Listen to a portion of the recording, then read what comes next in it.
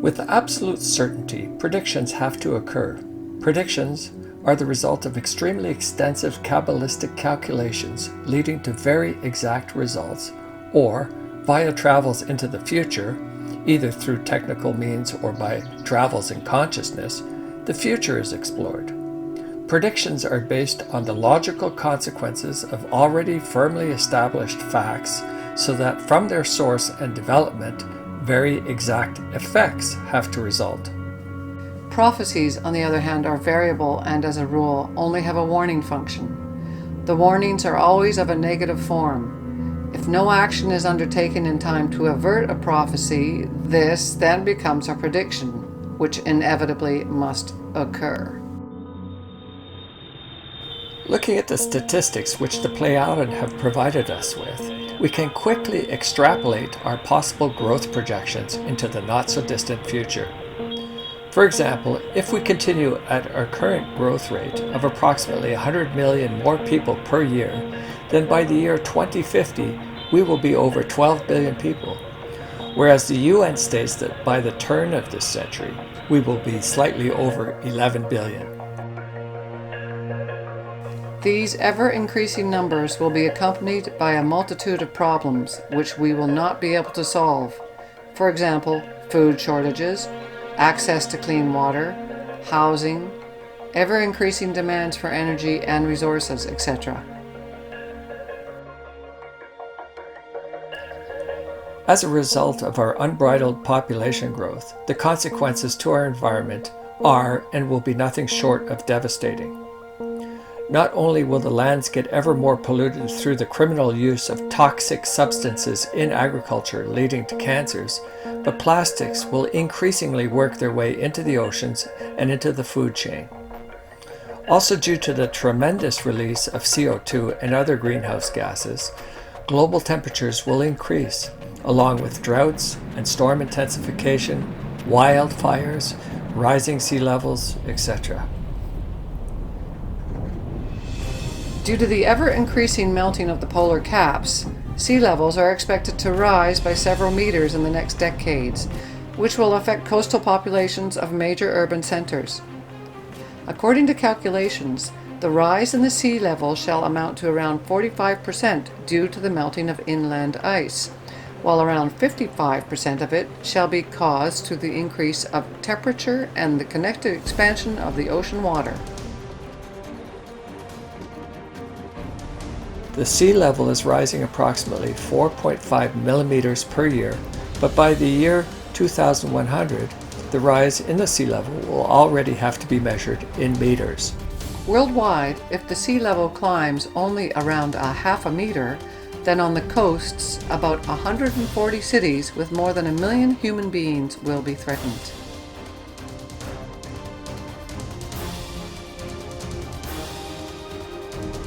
Another factor to consider is the intensification of coastal storm surges as a result of the ever-increasing power of the tropical storms.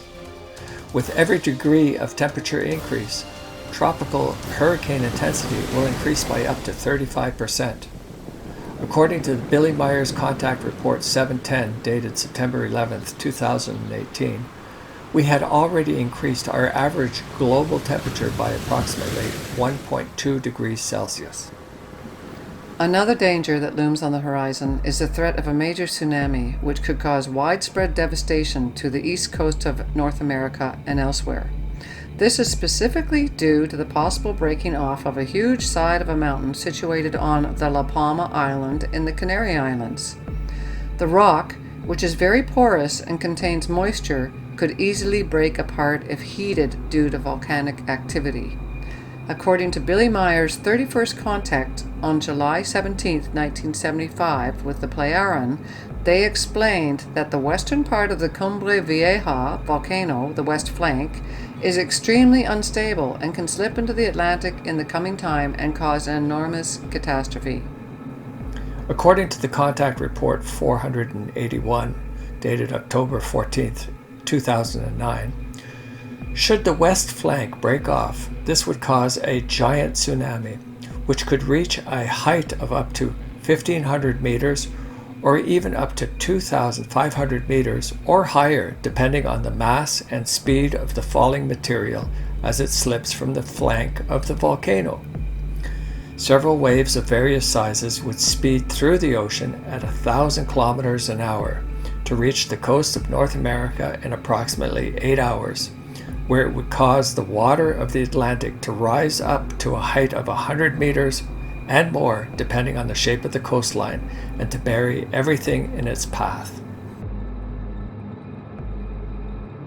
Another concern is the San Andreas Fault, which according to Billy will inevitably cause much destruction.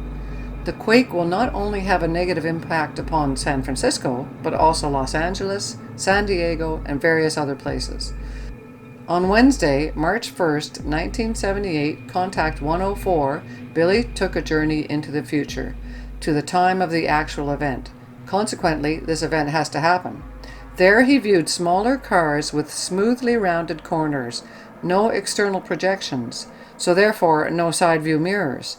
Some of them had half glass or full glass cabin tops. The foremost threat that has the potential to change our planet the way we know it and to bring forth a catastrophe like no other is the Apophis meteor. It is due to come very close to our planet and possibly strike us in 2029 or in 2036. The impact zone, if in fact it does strike the Earth, will be between the Black Sea and the North Sea. The following is how the Pleiadian in Contact Report 150 dated October 10, 1981, described the event should it transpire. Those who will not listen will find death in exchange when the meteor begins its work of death and creates a new continent due to an enormous crack of the Earth.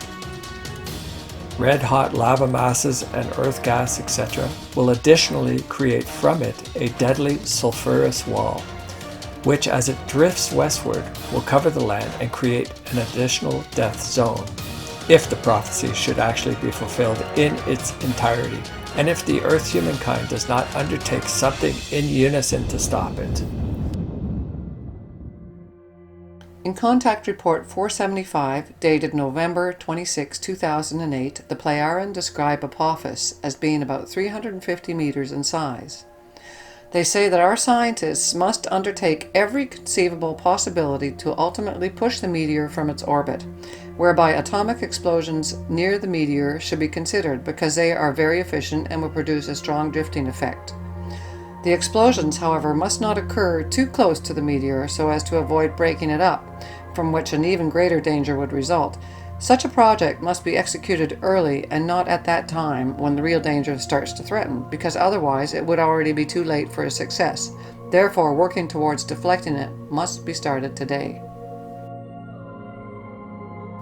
Should Apophis actually hit the Earth, the repercussions would be far-reaching. This would trigger other volcanic eruptions, not the least of which could be Vesuvius. Under this volcano, at a depth of approximately 8 kilometers, there is a huge magma lake which has a total area of 523 square kilometers, which even extends beneath the city of Rome. In Contact Report 230, dated October 11, 1989, it is explained that should larger masses of water or gas enter the magma sea residing underground, a tremendous explosion would immediately occur, the enormous pressure of which would partly melt its plug and cause the volcano to erupt along with the Stromboli and Etna volcanoes due to their deep connections, unleashing a catastrophe of enormous proportions. Finally, when choosing where to live in preparation for the coming times, these are some other factors to consider. Fuel costs will inevitably increase as supply diminishes. Therefore, food prices, heating, and gasoline will be ever more expensive. It is possible that we will even experience major energy shortages. Should extended blackouts occur, city residents would be particularly vulnerable, which would lead to stress and panic, especially for those stuck in elevators or dependent on medical equipment for survival. Hospitals, subways, traffic lights, communication, and other vital infrastructure would come to a halt, It is conceivable that this could trigger riots, looting, and a state of general lawlessness. Another reason to avoid the urban centers will be the ever-present EM pollution and the soon-to-be introduced 5G networks. In Contact Report 704, dated March 1st, 2018, Ta explains, by the switching on of more powerful transmission energies, these become always more health-endangering to the human beings, and indeed not only for those who use mobile communication devices, but also for all those who do not use such devices. At particular risk to health will be all human beings who have to live or work in the areas of such transmitters, because they will be harmed in various health respects, especially by the radiation from such transmitters.